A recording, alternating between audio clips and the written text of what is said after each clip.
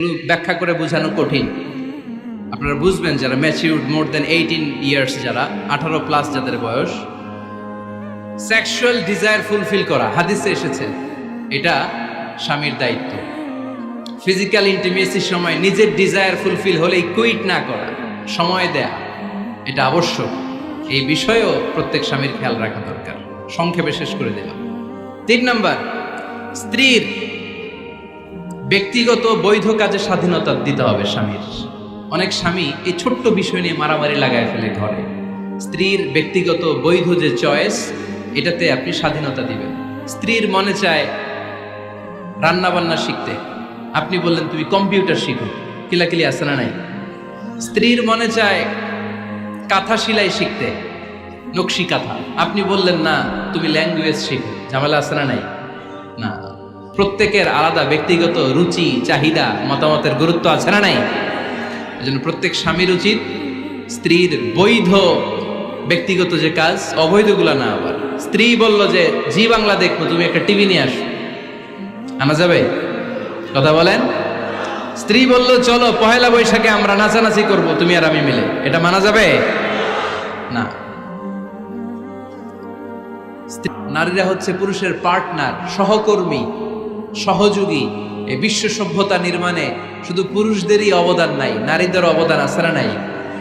এজন্য কাজী নজরুল ইসলাম অসাধারণ লিখেছে, এ বিশ্বে যা কিছু মহান চিরকল্যাণকর, অর্ধেক তার করিয়াছে নারী, অর্ধেক তার নর। তার মানে নর নারী, স্বামী স্ত্রী দুইজনেরই অবদান এই মানব সভ্যতায় আছে না নাই? এই সম্পর্কটাকে আল্লাহ লেবাসের সাথে তুলনা করলেন, মেটাফরিক্যালি, রূপক ভাবে আল্লাহ পোশাকের সাথে তুলনা করলেন। পোশাক যেমনি গায়ের সাথে লেগে থাকে, পোশাক যেমনি চামড়ার সাথে মিশে থাকে, স্বামী স্ত্রীর সম্পর্কটাও এরকম একাকার, মিলেমিশে, ভালোবেসে একাকার। স্বামী স্ত্রীর রিলেশনশিপ সম্পর্কটা অনেকটা হাত আর চোখের মতো। হাত ব্যথা পেলে চোখ দিয়ে পানি ঝরে, আবার চোখ দিয়ে পানি ঝরলে হাত সেই পানি মুছে দেয়, ঠিক কিনা? তাহলে সম্পর্কটা কেমন যেন হাত আর চোখের মতো। হাত কেটে গেলে পানি পড়ে কোন দিক দিয়ে? চোখ দিয়ে পানি ঝরে। আবার চোখ দিয়ে পানি ঝরলে চোখের পানি মোছার জন্য হাতের দরকার আছে না নাই? তাহলে একেবারে মিলেমিশে একাকার সুখী দাম্পত্য জীবন। স্বামী স্ত্রী এই জান্নাতি সম্পর্কটাকে কিভাবে উপভোগ করবে, কিভাবে একে অপরের সাথে ডিলিংস করবে, আচরণ করবে, এ ব্যাপারে কোরআন এবং সুন্নায় আমাদের জন্য গাইডলাইন দেয়া আছে না নাই? আমরা গাইডলাইন নিব কোরআন থেকে। কোত্থেকে? কোরআন থেকে আর সুন্নাহ থেকে। কারণ এই কোরআন আর সুন্নাহ আমাদেরকে সঠিক জীবন দর্শন শিখায়, কিভাবে এই পৃথিবীতে চললে পৃথিবীতেও সুখ, আবার আখেরাতেও সুখ, এর সব দিক নির্দেশনা কোরআনে আছে না নাই? তাহলে এই যে স্বামী স্ত্রীর দাম্পত্য জীবন, এক্ষেত্রে প্রত্যেককে আল্লাহ তাআলা কিছু দায়িত্ব দিয়েছে।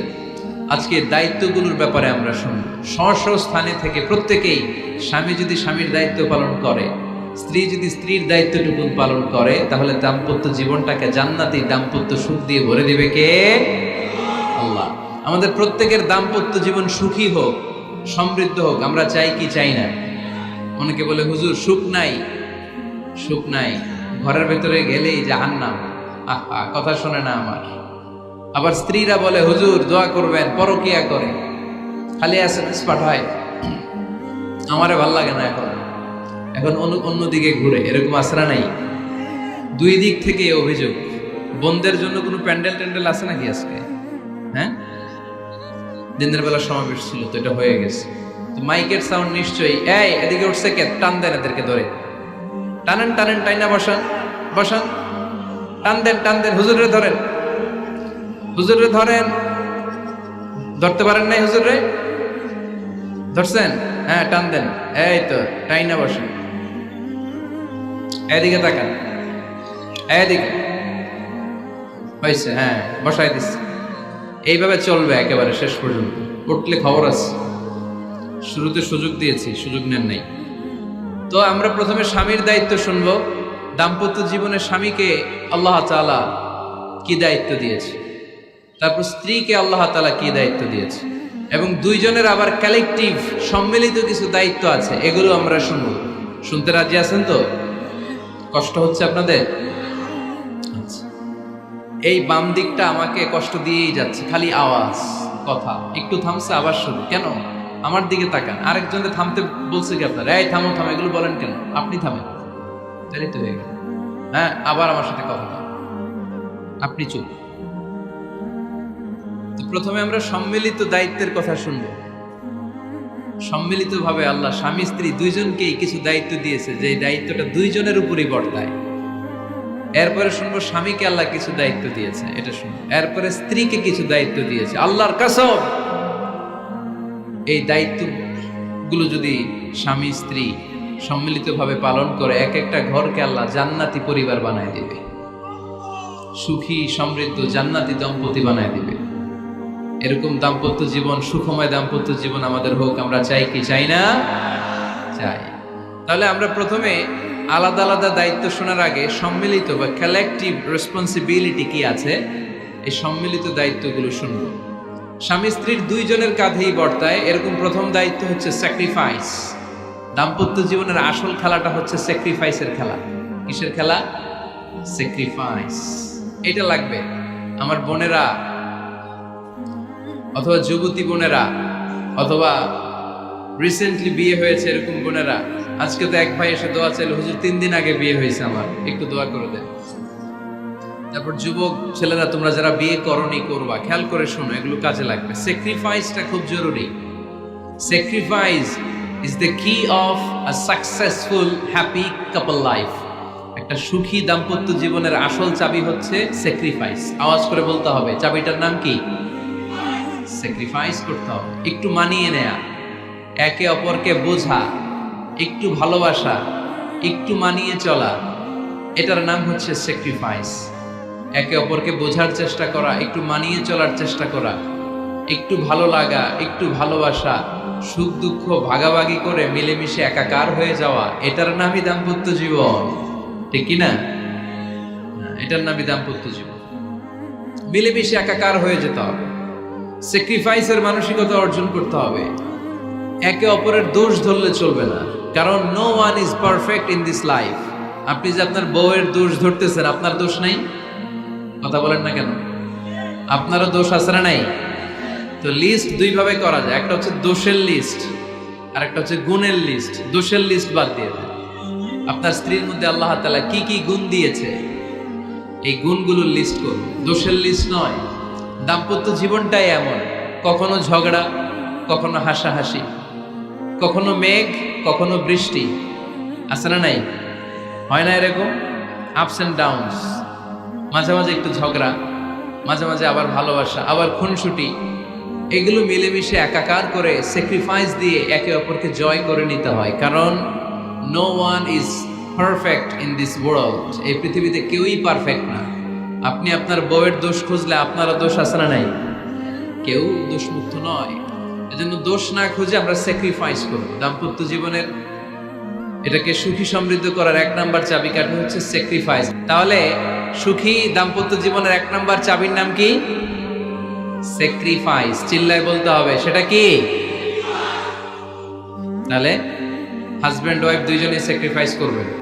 দাম্পত্য জীবনকে সুখী করার 2 নাম্বার কালেকটিভ ফর্মুলা হচ্ছে ঝগড়া করা যাবে না। ঝগড়া আপনারা করেন নাকি ভাবির সাথে? ভাবির সাথে ঝগড়া করেন কে কে? দেখি হাত তোলেন।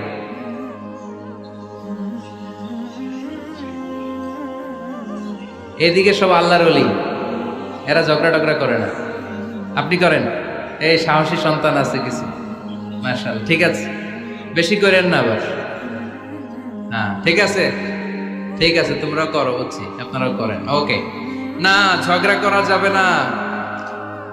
একজন ঝগড়া শুরু করলে আরেকজন চুপ থাকতে হবে। দুইজনই ঝগড়া করলে, দুইজন রেগে গেলে ঝামেলা আসরা নাই। স্বামী রেগে গেলে স্ত্রী চুপ, স্ত্রী কখনো রেগে গেলে স্বামী চুপ, দুইজনই রেগে গেলে তৃতীয় বিশ্বযুদ্ধ। ঠিক কিনা? এজন্য ঝগড়া করতে দেয়া যাবে না। কারণ এই ঝগড়া, সামান্য ঝগড়া থেকে এই ঝগড়া বাড়তে বাড়তে এটা বিচ্ছেদের দিকে গড়ায়, ডিভোর্স হয়ে যায়। এরকম কত কেস যে আমার কাছে আসে, কত কেস যে আমার কাছে আসে যে হুজুর ছোট্ট ঝগড়া থেকে আমাদের মধ্যে ঝগড়া বাড়তে বাড়তে ইগো প্রবলেমের কারণে বিচ্ছেদে গড়ায়। আর এই ঝগড়া একটু শুরু হলে ইবলিস শয়তানের কাজ হচ্ছে পালে বাতাস দেয়। কি দেয়? পালে বাতাস পেলে এটা দাউ দাউ করে উঁচু হয়ে ওঠে। আগুনের মধ্যে যেমনি কেরোসিন ঢাললে দাউ দাউ করে জ্বলে, সামান্য ঝগড়ার ছোতা পেলে ইবলিস শয়তান খালি দাউ দাউ করে এই ঝগড়ার আগুনকে জ্বালিয়ে দেয়। ঠিক কিনা? এই জন্য ঝগড়া করবেন না, মেহরবানি করে ঝগড়া শুরু করবেন না। যে কোনো মূল্যে এই ঝগড়াকে থামায় রাখতে হবে। তো ফ্যামিলিতে ঝগড়া অনেক সময় হয়ে যায়, কিন্তু একজন ঝগড়া করলে আরেকজন চুপ থাকতে হবে। ঝগড়া নিয়ে একটা মজার গল্প আছে, শুনবেন? বিশৃঙ্খলা ভোগ করলে তো গল্প শোনানো যাবে না, একেবারে চুপ। আমার দিকে তাকিয়েছেন? ঝগড়া নিয়ে যে গল্পটা, সেটা হচ্ছে এক স্বামী ওয়াজ শুনে বাড়িতে গেছে রাত 11টায়। বাড়ির কাছাকাছি যেতে না যেতে স্ত্রীর আবার স্বভাব হচ্ছে রাতের খাবারটা স্বামীর সাথে একসাথে খায়, আলাদা খায় না। বাড়ির সামনে যেই স্বামী ফোন দিছে ওয়াইফকে, এই শুরু করার আগে দরজাটা খোলো, আমি চলে আসছি। তো ওয়াইফ এসে দরজা খুলে দিচ্ছে। এবার স্বামী ঘরে ঢুকে বলে, শুরু করার আগে রাতের খাবারটা দিয়ে দাও টেবিলে, খেয়ে ফেলি। স্ত্রী বেচারি ডাইনিং টেবিলে খাবার দিয়েছে, হাজবেন্ড বেচারা ওয়াশরুম থেকে ফ্রেশ হয়ে ডাইনিং টেবিলে বসেছে, স্ত্রীও বসেছে। তো খুব বড্ড গরম। হাজবেন্ড বলে, শুরু করার আগে ফ্যানটা ছাড়ো। এইবার তো স্ত্রী বেচারি রেগে মেগে আগুন। কি আসার পর থেকে শুরু করার আগে কি শুরু করার আগে? হাজবেন্ড বলে, এই তো শুরু হয়ে গেল।